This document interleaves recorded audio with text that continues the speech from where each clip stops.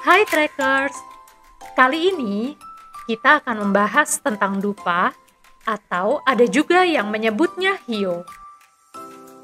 Tahukah kamu fungsi dan kegunaan dupa?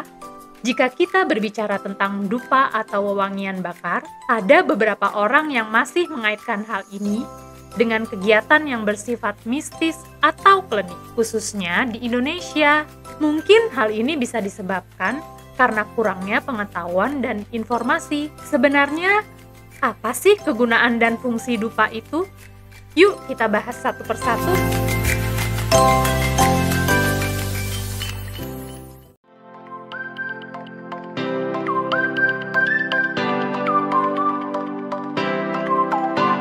Dalam buku berjudul Paradigma Tradisional dalam Pendayagunaan Gaharu di Jepang, dupa atau dalam bahasa Inggris yang disebut incense ternyata berasal dari bahasa Latin, yaitu incendere yang berarti membakar.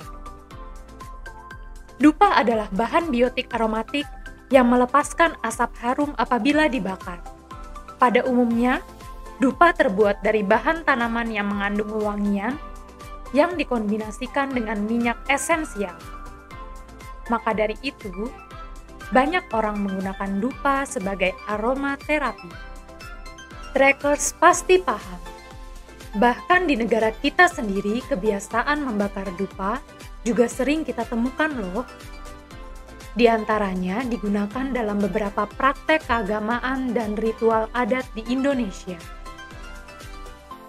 Ternyata, hal itu dipengaruhi dari sejarah masa lalu, salah satunya pada era Majapahit. Dalam buku Sejarah Indonesia Modern, karangan M. Cherryclefs, disebutkan bahwa Majapahit adalah kerajaan Hindu-Buddha terakhir yang menguasai Nusantara dan dianggap sebagai kerajaan terbesar dalam sejarah Indonesia, di mana pusat pemerintahannya berada di daerah Mojokerto, Jawa Timur. Dalam buku Jejak Peradaban Kerajaan Hindu Jawa, karya Prasetya R., dahulu daerah kekuasaan Majapahit meliputi hampir seluas wilayah Indonesia, termasuk daerah-daerah Sumatera di bagian barat, Bali di bagian timur Maluku, serta sebagian Papua dan beberapa negara Asia Tenggara. Mayoritas penduduk kerajaan Majapahit memeluk agama Siwa Buddha. Ajaran Siwa Buddha merupakan sinkretisme atau percampuran dari agama Hindu dan Buddha di Nusantara. Agama Hindu-Buddha sangat erat kaitannya dengan kerajaan Bali. Sebab selama periode Hindu-Buddha di Indonesia, kerajaan di Jawa mulai dari kerajaan Medang pada abad ke-9 sampai ke kerajaan Majapahit pada abad ke-13 hingga 15, memiliki hubungan yang erat dengan kerajaan Bali. Sehingga secara tidak langsung, budaya, bahasa, seni dan arsitektur di Pulau Bali dipengaruhi oleh Jawa.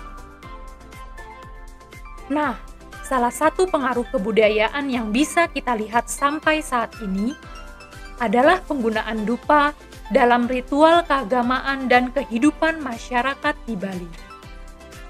Penggunaan dupa pada kehidupan masyarakat Hindu Bali. Dupa merupakan salah satu sarana yang digunakan dalam peribadatan agama Hindu di Bali. Dupa digunakan untuk melengkapi persembahan umat Hindu dalam bentuk sesajen, yaitu canang dan daksina. Canang adalah upakara atau perlengkapan keagamaan umat Hindu di Bali. Persembahan ini dapat ditemui di pelbagai pura, kuil, tempat sembahyang kecil di rumah-rumah, dan di jalan-jalan. Canang digunakan sebagai persembahan kepada Sang Hyang Widi yang merupakan ungkapan syukur atas kedamaian yang telah diberikan kepada dunia. Sedangkan daksina adalah sumbangan, biaya, atau penghargaan yang diberikan kepada biara, kuil, guru, atau pemberian yang dilakukan setelah menyelesaikan ritual. Karena upacara dalam agama Hindu penuh makna dan simbol, dupa memiliki fungsi yang bermakna.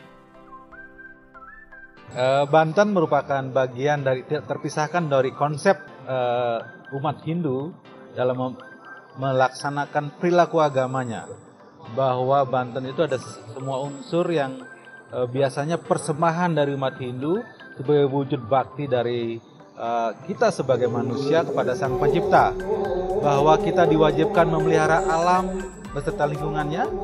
Di sana ada persembahan berupa buah, kemudian daun, kemudian ada juga tadi unsur dupa sebagai unsur dari alam semesta, yang itu mengantarkan kita manusia kepada Sang Pencipta sebagai bagian dari konsep Trihita Karana tersebut. Nah, berikut ini adalah makna dupa bagi umat Hindu ketika sembahyang. Api yang terdapat dalam dupa sendiri menjadi perlambangan sebagai Sang Hyang Agni, yang mana memiliki kemampuan maha melihat dan berfungsi sebagai upasaksi atau saksi dalam upacara atau sembahyang yang sedang dilakukan oleh umat Hindu. Bahwa di dunia ini yang menyebabkan terang itu adalah sinar. Jadi beliau api atau sinar atau matahari atau bulan atau bintang ya bersumber, yang semuanya sumber sinarnya dari matahari, yang menyebabkan apa yang gelap di dunia ini menjadi terang. Dengan kata lain adalah sebagai saksi. Kalau itu tidak ada, maka gelap gulita apapun yang kita lakukan nggak kelihatan, nggak ada orang tahu kan? Pasti kan nggak ada orang tahu. Nah, supaya orang tahu, orang paham, dapat menyaksikan, demikian juga kepada Sang Hyang Widi, kepada Tuhan, bahwa apa yang kita lakukan disaksikan oleh beliau, maka kita mempergunakan sinar, mempergunakan api, mempergunakan dupa. Selain itu, unsur api yang terdapat dalam dupa juga memiliki fungsi untuk menghilangkan kekotoran ketika melakukan sembahyang ataupun upacara agama, dan juga memiliki fungsi untuk menghindarkan kita dari roh-roh jahat yang mana bisa mengganggu keheningan upacara dan persembahyangan yang sedang berlangsung. Asap. Selain api, asap dupa yang bergerak ke atas juga memiliki makna tersendiri, yang mana asap ini sebagai bentuk tuntunan umat Hindu yang sedang melakukan upacara dan persembahyangan agar bisa terhubung dengan yang dipuja atau kepada siapa upacara dan persembahyangan tersebut dihaturkan. Jadi, dengan demikian, makna dari penggunaan dupa saat sembahyang adalah sebagai lambang penuntun umat bagi yang melakukan sembahyang agar menghidupkan api dalam dirinya dan menggerakkannya menuju persatuan dengan Tuhannya, yakni Sang Hyang Widi, seperti yang diibaratkan dengan dupa yang asapnya menuju ke atas dan menyatu dengan angkasa. Guna dupa itu sebenarnya secara pendidikan agar umat itu ketika dia sembahyang tertuntun pikirannya ke atas seperti asapnya dupa itu. Kalau dupa ini ya di sini asapnya pekat, baunya wangi. Lama-lama dia kan amor, bersatu dengan alam. Jadi pikiran kita juga demikian, dituntun oleh dupa ini, diajarkan supaya pikiran kita yang dalam tanda petik sedikit kalut, setelah kita sembahyang mempergunakan dupa, kita harapkan dia mulai bersih, mulai jernih, mulai dan bersatu dengan Sang Pencipta ke atas, ke alam semesta ini. Ini adalah pemimpin upacara. Setiap upacara tanpa ini sama dengan ular, tidak ada bisanya. Dia gigit tapi nggak menyebabkan luka. Tapi kalau sudah memakai ini, semua vibrasi, semua hasil dari yadnya atau upacara yang kita lakukan, semuanya akan tersimpan dan akan memberikan vibrasi kesucian terhadap pelaksanaan upacara. Pemakaian dupa di luar kegiatan keagamaan. Saat ini, selain untuk keperluan keagamaan, Dupa juga banyak digunakan untuk keperluan meditasi, relaksasi, pengusir serangga, bahkan sebagai aromaterapi. Trackers tahu nggak sih, dupa terbuat dari apa? Seperti yang sudah kita singgung tadi, dupa dibuat dari bahan-bahan yang terdapat dalam organ tanaman aromatik. Beberapa tanaman yang biasa digunakan untuk pembuatan dupa di daerah Asia Tenggara, khususnya Indonesia, antara lain gaharu dan cendana. Bahan dupa didapatkan dengan cara menumbuk kayu dari tanaman tersebut hingga menjadi serbuk. Bahan lain yang biasa dijadikan campuran untuk kewangian dupa seperti vanila, mawar, lavender, melati, dan kenanga. Karena pengolahan yang rumit dan bahan dasar yang sulit, dupa menjadi suatu kemewahan di masa lampau. Namun saat ini, berkat teknologi modern, pengolahan dupa sudah tidak serumit dahulu dan bahan bakunya pun sudah lebih mudah didapatkan, sehingga harga dupa tak lagi semahal dahulu. Bila trackers tertarik menggunakan dupa, kalian bisa mendapatkannya dalam beberapa bentuk antara lain dupa biting atau hio. Dupa biting atau hio adalah jenis dupa yang paling umum digunakan. Hio terdiri dari dua macam, hio kering dan basah.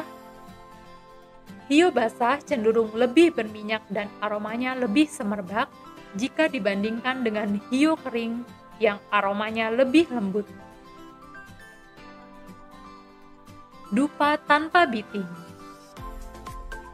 Kebanyakan dupa tanpa biting adalah jenis dupa premium beraroma lembut. Sangat cocok untuk aromaterapi dan meditasi. Dupa lingkar. Keunggulan dupa lingkar adalah jika dibakar dupa ini tahan berjam-jam. Kelemahannya adalah jenis dupa ini mudah patah. Dupa jenis ini tersedia dari ukuran standar hingga besar yang bisa bertahan semalaman. Dupa tumpeng atau kerucut. Dupa jenis ini harganya cenderung lebih murah jika dibandingkan dupa jenis lainnya. Dupa tipe ini cenderung tidak mudah patah atau hancur. Namun karena bentuknya yang kecil, dupa kerucut lebih tidak tahan lama jika dibakar. Dupa bubuk. Dupa bubuk merupakan salah satu material tertua di bumi ini. Beragam kebudayaan kuno telah membudidayakan dupa jenis ini. Di antaranya Jepang, Korea, India, Tibet, Amerika Utara, dan Selatan. Dupa bubuk aman disimpan bertahun-tahun di tempat yang tidak lembab. Beberapa orang menggunakan brisket untuk membakar dupa bubuk. Nah, itu dia sedikit pembahasan tentang dupa, terutama yang kita kenal di Indonesia. Ternyata tujuan penggunaan dan fungsi dupa, baik dalam ritual keagamaan atau adat istiadat beberapa daerah di Indonesia, bahkan di kehidupan sehari-hari, memiliki makna yang positif loh. Kalau Trackers punya saran tentang video ini atau pembahasan lainnya, silakan isi di kolom komentar supaya kami bisa mendapat banyak masukan sehingga channel ini dapat berkembang dengan baik. Jangan lupa juga like, subscribe, dan share video ini.